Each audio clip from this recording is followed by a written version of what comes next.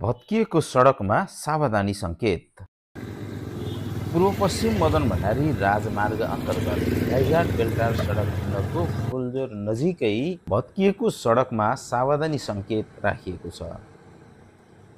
ठेकेदार निर्माण कम्पनीले चिरिएको र भत्किएको उक्त ठाउँ माटोले पुरेर वरिपरि घेर्ने गरी सङ्केत राखेको हो।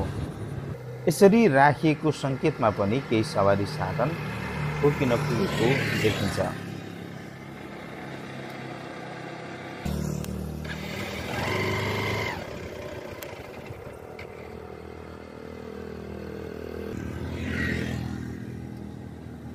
उक्त ठाउँमा एकतर्फी मात्र सवारी अहिले चलिरहेको छ। उक्त सडकमा यात्रा गर्दा सावधानी गर्नुपर्ने आवश्यक छ।